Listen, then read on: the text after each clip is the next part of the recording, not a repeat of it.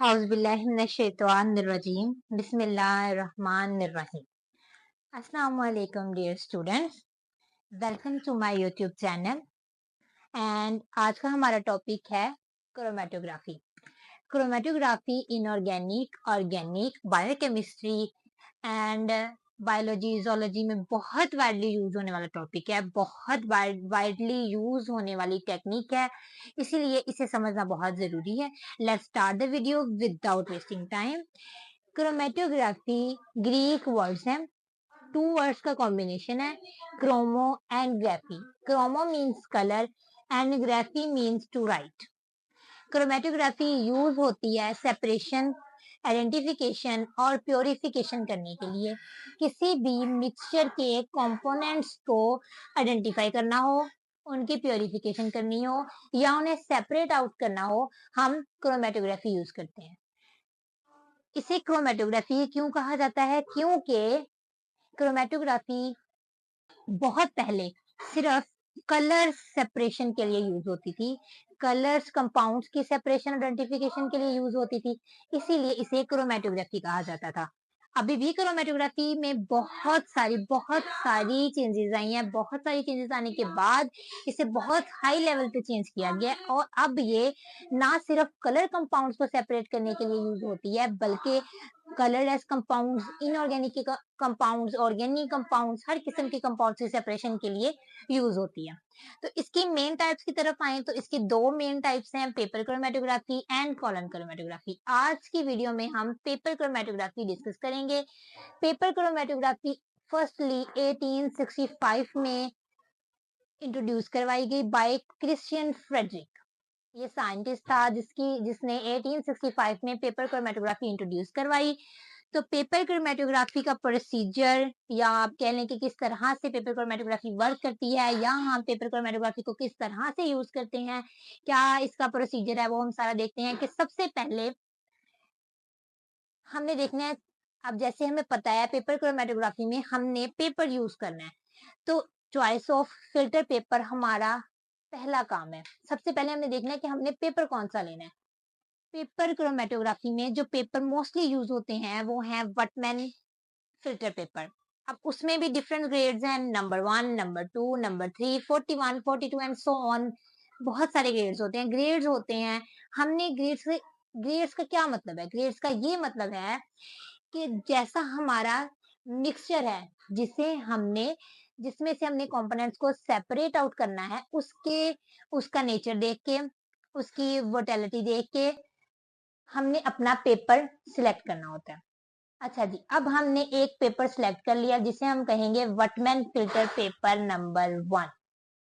Suppose this is our filter paper. Preparation of the solution. अब हमारा second part start होता है, हमने सोल्यूशन तैयार करना है.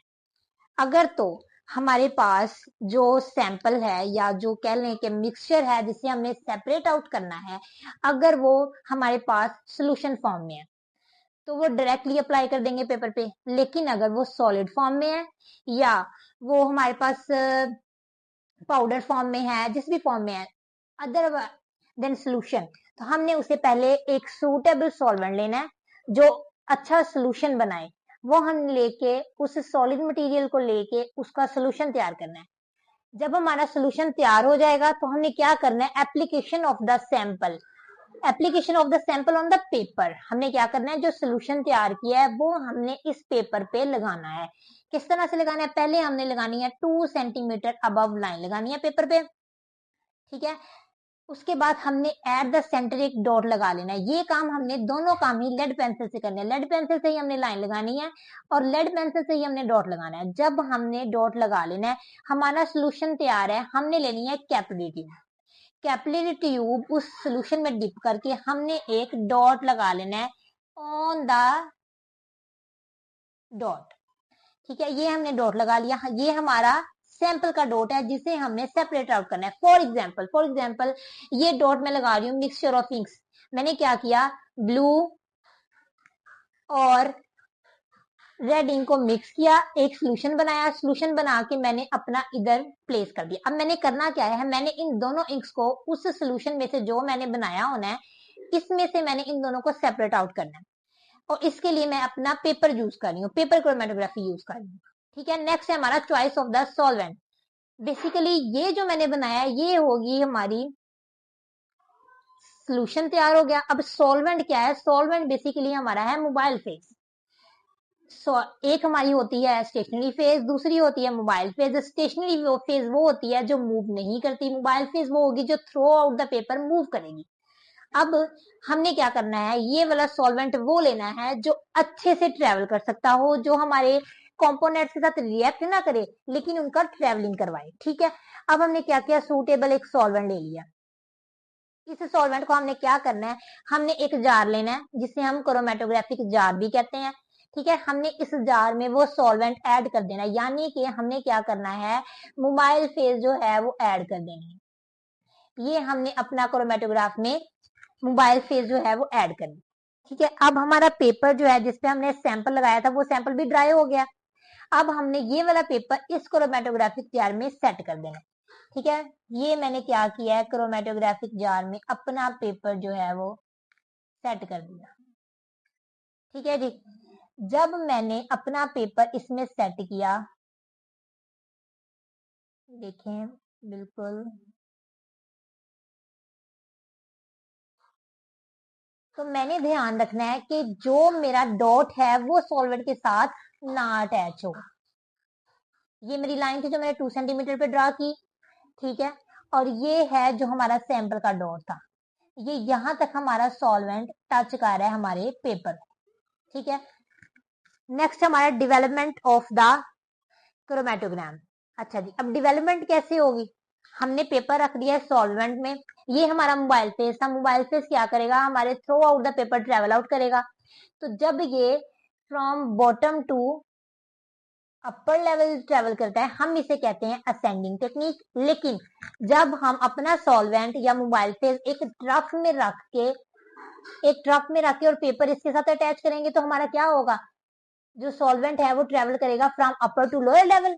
तो क्या होगा, हमारे पास असेंडिंग टेक्निक होगी। लेकिन जो पेपर क्रोमेटोग्राफी में फिलहाल मैं आपको बता रही हूँ वो है हमारे पास असेंडिंग टेक्निक। ठीक हो गया जी, अब मैंने आपको डेवलपमेंट का बता दिया है। अब हमने क्या करना है, हमने टाइम देना है, मैक्सिमम टाइम देना है, इतना टाइम देना है कि हमारा जो ये कंपोनेंट मिक्सचर है, सॉरी मिक्सचर जो है वो अपने कंपोनेंट्स में डिस्ट्रीब्यूट हो जाए। अब ये सॉल्वेंट है, इसने ट्रेवल किया है, जब ये मार्जिन लाइन तक ट्रेवल कर जाएगा हमने देखना है कि पेज क्रॉस ना करे, पेपर क्रॉस ना करे, हमने इस पेपर को निकाल लेना है।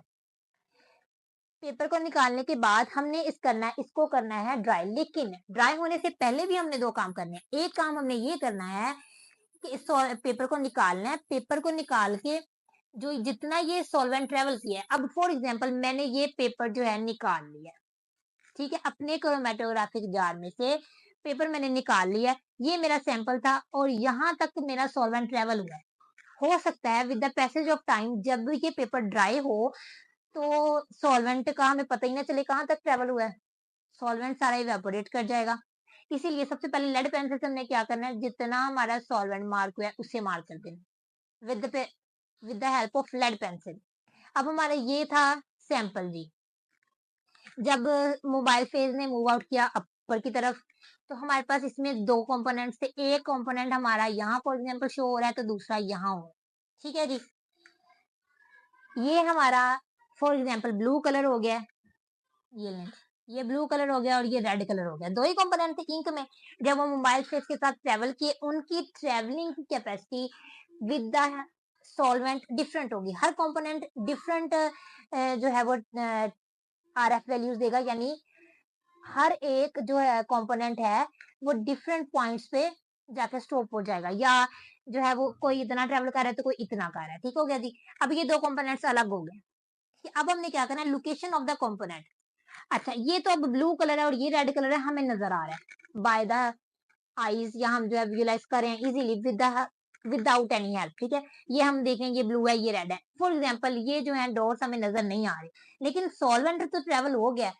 तो हमने देखना है कि क्यों हमें किस तरह से हमें ये विजुलाइज होंगे, किस तरह से हमें पता चलेगा कि कौन सा कंपोनेंट किधर लाई कर है और कौन सा किधर लाई कर है। इसके लिए हम जो है वो बहुत सारे मेथड यूज करते हैं, फॉर एग्जांपल यूवी चैम्बर हम यूज करते हैं, ठीक है जी। यूवी चैम्बर यूज़ करते हैं या हम करते हैं स्प्रे करते हैं ऐसे सॉल्वेंट या ऐसे केमिकल या ऐसे कंपाउंड की जिससे जो स्पेसिफिक जो है हमारे पास कंपोनेंट वो हमें उनकी विजुअलाइज़ेशन हो सके, उनकी उनको हम लोकेट कर सकें कि वो कहाँ पे हैं। अब फॉर एग्ज़ाम्पल अगर मैंने लिया हुआ है कोई ये मेरा कंपोनेंट था अमाइनो एसिड का, इंक्स तो हमें वैसे ही नज़र आ रही है ना कहाँ-कहाँ है। लेकिन अगर मैं अमाइनो एसिड ले रही हूँ और उसके जो कंपोनेंट्स हैं वो मुझे नज़र नहीं आ रहे, तो मैं क्या करूँगी निन हाइड्रेन की स्प्रे करूँगी, ठीक है?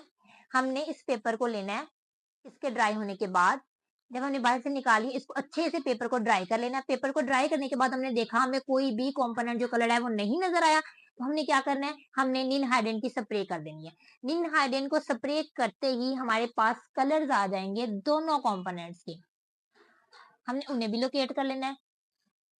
अब हमने क्या करना है, अब हमें कैसे पता चलेगा कि ये कई दफ़ा ऐसा भी हो सकता है कि दोनों कंपोनेंट सेम जगह पे लाई करें, ठीक है?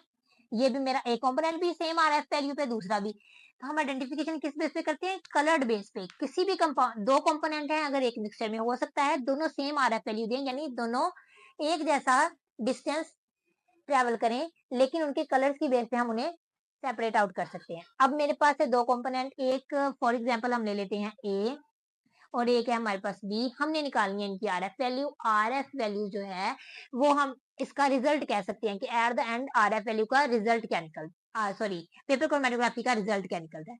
अब इसी के साथ हमने क्या किया है, आरएफ वैल्यू डिटेक्ट करनी है। तो सबसे पहले आरएफ वैल्यू देखने के होता क्या है, ये the ratio between the distance travel by the sample, distance travel by the component travel by the mixture travel by the sample and distance travel by the solvent. हमने जितना सॉल्वेंट ट्रैवल किया है उसका डिस्टेंस ले लेना है और जितना हमारे कंपोनेंट्स ने ट्रैवल किया है इनका सॉल्वेंट ले लेना है, ठीक है? अब फॉर एग्जांपल मैंने आरएफ वैल्यू निकालनी है बी के लिए, RF value for component B, ठीक है जी। हमारे कंपोनेंट बी ने कितना ट्रैवल किया और कंपोनेंट हमारे सॉरी सॉल्वेंट ने कितना ट्रैवल किया। अब ये फॉर एग्जांपल कर रहा है जी 4 सेंटीमीटर और ये जो कर रहा है हमारा सॉल्वेंट ने ट्रैवल किया हमारे पास 8 सेंटीमीटर, हमारे पास आ जाएगा 0.5 सेंटीमीटर। हमारे पास आरएफ वैल्यू निकल आई है जिसे हम कंपनसेट करेंगे या हमारे गिवन मिक्सचर के साथ करेंगे तो हमारे पास जो कंपोनेंट है वो सेपरेट आउट हो जाएंगे। मेनली हमारी क्या हो गई है, सेपरेशन भी हो गई, आइडेंटिफिकेशन भी हो गई। हमारे पास दोनों कंपोनेंट सेपरेट आउट भी हो गए और हमने इनकी आइडेंटिफिकेशन भी कर ली by the help of paper chromatography. I hope so आप लोगों को समझ आई होगी। नेक्स्ट वीडियो इंशाल्लाह हमारी कॉलम क्रोमेटोग्राफी पे होगी, वो आपको नेक्स्ट पार्ट में मिल जाएगी। और अगर आपका कोई क्वेश्चन है आपने ज़रूर कमेंट करके पूछना है, I will definitely answer to you and must follow and अगर आपका कोई भी क्वेश्चन है आपने कमेंट करके लाज़मी पूछना है, I will definitely answer to you and please subscribe my channel and press the bell icon for the more videos and like also.